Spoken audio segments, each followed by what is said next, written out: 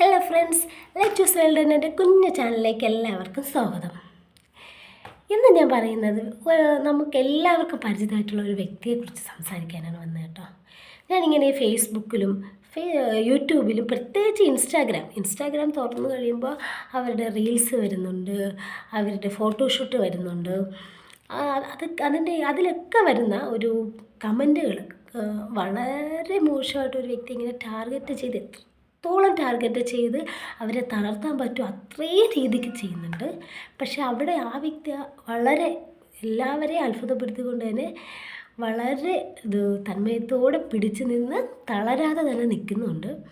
അത് വേറെ ആരുമില്ല, നമ്മളെ എല്ലാവർക്കും അറിയാമെന്നുള്ള സുധിച്ചേട്ടൻ്റെ വൈഫ് രേണു ചേച്ചിയാണ്. സുധിച്ചേട്ടൻ മരിച്ച സമയത്ത് തന്നെ ആ ഫാമിലിയുടെ ബാക്ക്ഗ്രൗണ്ട്, സാമ്പത്തികമായിട്ടുള്ള ബാക്ക്ഗ്രൗണ്ട് എന്താണെന്ന് നമുക്ക് എല്ലാവർക്കും അറിയാമെന്നുള്ളൊരു കാര്യമായിരുന്നു. വളരെ വളരെ കഷ്ടപ്പെട്ട് അദ്ദേഹത്തിൻ്റെ ജോലി കൊണ്ട് മാത്രം മുമ്പോട്ട് പോയിക്കൊണ്ടിരുന്ന ഒരു ഫാമിലിയാണത്. അതെല്ലാവർക്കും അറിയാം. അവർ താമസിച്ചിരുന്നത് വരെ വാടക വീട്ടിലായിരുന്നു. ആ വാടക വീട്ടിൽ താമസിച്ചിരുന്ന സമയത്താണ് ആക്സിഡൻറ്റിൽ നമ്മുടെ സുധിച്ചേട്ടൻ മരിക്കുന്നത്. ഒന്ന് ചിന്തിച്ച് നോക്കിയേ. വേറെ പ്രത്യേകിച്ച് ഒരു വരുമാന മാർഗ്ഗമില്ല. സുധിച്ചേട്ടനാണ് ആ കുടുംബം മുമ്പോട്ട് കൊണ്ടുപോയിക്കൊണ്ടിരുന്നത്. അതിനുശേഷം വീടൊക്കെ വെച്ച് കൊടുക്കുന്നുണ്ട്. പക്ഷേ വീട് വെച്ച് കൊടുക്കുന്നതും മക്കളുടെ പേരിലാണ്, രേണുവിൻ്റെ പേരിലല്ല. അതെല്ലാവരും ഒന്ന് മനസ്സിലാക്കണം. അത് അവർ തന്നെ പറയുന്നുമുണ്ട്. വീണ്ടും ഇത് തന്നെ എന്തിനാ ആവർത്തിക്കുന്നത്? അവർ തന്നെ അത് പറയുന്നുമുണ്ട്.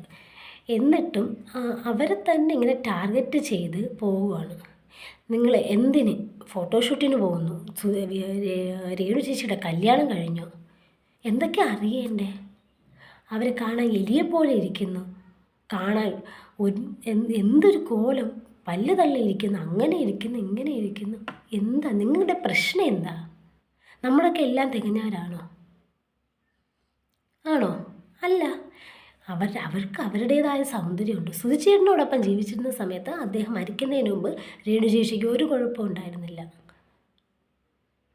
അതിനുശേഷം അവർ സോഷ്യൽ മീഡിയയിലോട്ട് ഇറങ്ങിയെന്ന് കണ്ട സമയമായപ്പോൾ തീർന്നു. രേണു ചേച്ചി എന്ന് പറയുന്നുണ്ട്, ഞാൻ വീട്ടിലൊരിടത്ത് ഇരിക്കാം, എൻ്റെ വീട്ടുകാര്യങ്ങൾ നിങ്ങൾ നോക്കൂ, ഈ പറയുന്നവർ നോക്കൂ. നിങ്ങൾ നോക്കുമെങ്കിൽ അവർ വീടിനകത്ത് ഇരിക്കാൻ തയ്യാറാണ്. എന്താ ചെയ്യൂ? ഇല്ല, പറ്റത്തില്ല. വീട് മാത്രം പോരാ, 2 കുട്ടികൾക്ക് ആഹാരം വേണം, വസ്ത്രം വേണം, അവരെ പഠിപ്പിക്കണം, അതൊക്കെ നോക്കണം. 2 കുട്ടികളുടെ ഏക ആശ്രയം എന്ന് പറയുന്ന ആ ഒരു അമ്മയാണ്. ഇനി അവരുടേതായ അവരെ കൊണ്ട് കഴിയുന്ന രീതിക്കുള്ള ജോലി ചെയ്ത് അവരെ കുടുംബം നോക്കുന്നു. അതിനെന്താ ഒരു കുഴപ്പം? ഫോട്ടോഷൂട്ട് ചെയ്യുന്നത് രേണുവിൻ്റെ കല്യാണം കഴിഞ്ഞു, വിധവയായ ഒരാൾ താലി കെട്ടി, മറ്റൊരാൾ എന്തൊക്കെയായി പറയുന്നത്? ഈ പറയുന്ന ഫിലിം സ്റ്റാർസൊക്കെ എത്രയോ കല്യാണം കഴിക്കുന്ന സിനിമകളിലൊക്കെ എന്താ അതൊക്കെ അവരുടെ ഭർത്താക്കന്മാരാകുന്നുണ്ടോ? ഇല്ല. അതിനൊക്കെ എന്തെങ്കിലും കുഴപ്പമുണ്ടോ? ഇല്ല. അതിന് ആർക്കും ഒരു കുഴപ്പമില്ല. രേണു ചേച്ചി കരഞ്ഞ് വീടിനകത്ത് ഇരുന്നെങ്കിൽ ഒരു കുഴപ്പമില്ല, ആർക്കും ഒരു കുഴപ്പമില്ല, എങ്കിൽ ഒരു പ്രശ്നവും ഇല്ല. പക്ഷെ ഒരു സ്ത്രീ എന്ന നിലയ്ക്ക് അവരെ പ്രശംസിക്കാതെ വയ്യ. ഇത്രയും കമൻറ്റുകളിൽ നിന്നും തളരാതെ പിടിച്ചു നിന്ന് മുന്നോട്ട് തന്നെ പോകുന്നുണ്ട്. അവർ ഒരുപാട് ഷോർട്ട് ഫിലിംസൊക്കെ ഇപ്പോൾ വൈറലായി നല്ല രീതിക്ക് മുമ്പോട്ട് പോകുന്നുമുണ്ട്. ഇനി നാളെ ഇങ്ങനെ തന്നെ മുമ്പോട്ട് പോട്ടെ എന്ന് പ്രാർത്ഥിക്കുന്നു. എന്തിനാ? ആർക്കും ഒന്നും ചെയ്യാനും പറ്റത്തില്ല. ചെയ്യുന്നവരെ നല്ല രീതിക്ക് ജീവിക്കുന്ന കണ്ടപ്പോൾ ഉള്ള കുഴപ്പമാണ്. കുറേ സദാചാരക്കാർക്ക് രേണു ചേച്ചി ഇങ്ങനെ കണ്ട് സഹിക്കുന്നില്ല.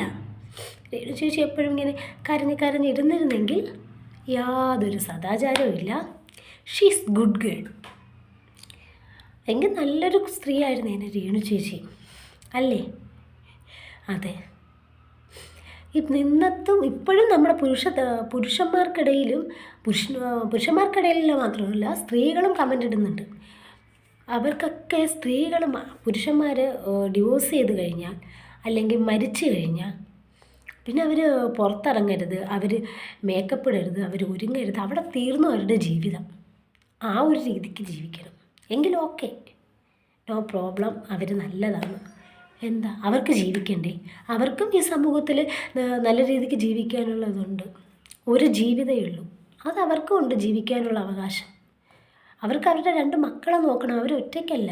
ആ കുട്ടികളെ നോക്കാൻ വേണ്ട കാശ് അവർ തന്നെ സമ്പാദിക്കണം. അതിന് വേറെ ആരും ഒരിക്കലും അവരെ സപ്പോർട്ട് ചെയ്യുകയോ അവർക്ക് വേണ്ട പിന്തുണ കൊടുക്കുകയോ ഒന്നും ചെയ്യുന്നില്ല. ആ ഒരു രീതിക്ക് അവർ തന്നെയാണ് മുമ്പോട്ട് ഇറങ്ങേണ്ടതും അവരുടെ 2 കുരുന്നു മക്കളെ അവർക്ക് മുമ്പോട്ട് അവരെ പഠിപ്പിക്കണമെങ്കിൽ, അവർക്ക് വേണ്ട വിദ്യാഭ്യാസം കൊടുക്കണമെങ്കിൽ അവരെ കൊണ്ട് തന്നെയാണ് അതിന് കഴിയത്തുള്ളൂ. അത് നിങ്ങൾ എന്തുകൊണ്ട് മനസ്സിലാക്കുന്നില്ല? ഈ സദാചാരം പറഞ്ഞുകൊണ്ടിരുന്ന അവരുടെ കുടുംബം മുമ്പോട്ട് പോകുമോ? ഒരിക്കലും പോകത്തില്ല. നിങ്ങൾ ആരെങ്കിലും അവരുടെ മക്കളെ കാര്യം നോക്കുന്നുണ്ടോ? സുധിച്ചേട്ടൻ മരിച്ചതിന് ശേഷം എപ്പോഴെങ്കിലും രേണുശേഷിയുടെ മക്കൾ ഏത് രീതിക്ക് ജീവിക്കുന്നു, എങ്ങനെയാണ് എന്നുള്ള കാര്യം പറയുന്ന സദാചാരക്കാരെങ്കിലും നോക്കുന്നുണ്ടോ? ഇല്ല, അവർക്കതിനൊന്നും പറ്റത്തില്ല. പക്ഷേ ഓരോ കമൻ്റ് ഇടാനും വായി തോന്നുന്നതൊക്കെ പറയാനും ഭയങ്കര കഴിവാണ്. എന്തിനാ? നാളെ ഇത് നമ്മളെ കുടുംബത്തിൽ നമ്മുടെ അമ്മയ്ക്കോ ഭാര്യയ്ക്കോ സഹോദരിക്കോ ഒക്കെ സംഭവിച്ചാൽ ഈ ഒരവസ്ഥ വന്നാൽ നിങ്ങൾ ഇനി പുറത്തിറങ്ങരുത്, ഇനി ഒരുങ്ങരുത്, ഒന്നും ചെയ്യരുത്, കരഞ്ഞൊരു ആഹാരം കഴിക്കരുത്, കരഞ്ഞൊരു മൂലയ്ക്ക് പോയിരുന്നോളൂ എന്ന് പറയൂ? സ്വന്തമായിട്ടൊരു കുടുംബത്തിൽ വരുമ്പോഴേ ആ ഒരു ഇത് മനസ്സിലാവും. ഇനിയെങ്കിലും അവരുടെ വീഡിയോയ്ക്ക് അവരിങ്ങനെ ടാർഗറ്റ് ചെയ്യാതിരിക്കുക. അവർ ജീവിച്ച് പൊക്കോട്ടെ, അവരുടെ കാര്യം നോക്കി ജീവിച്ച് പൊക്കോട്ടെ, നിങ്ങൾ നിങ്ങളുടെ കാര്യം നോക്ക്. പക്ഷേ ഒരു സ്ത്രീ എന്ന നിലയ്ക്ക് രേണു ചേച്ചി സമ്മതിക്കണം. കാരണം ഇത്രയും കമൻറ്റുകളിൽ നിന്നും അവർ വീണ്ടും മുന്നോട്ട് പൊക്കോണ്ടേയിരിക്കുന്നുണ്ട്, തളരുന്നില്ല. അവരുടെ ആ ഒരു ജീവിതമാണ് നിങ്ങൾക്കുള്ള മറുപടി. ഇത്രയും പറഞ്ഞുകൊണ്ട് ഇനി അടുത്ത വീഡിയോ കാണുന്നവരെ ടാറ്റാ, ബൈ ബൈ.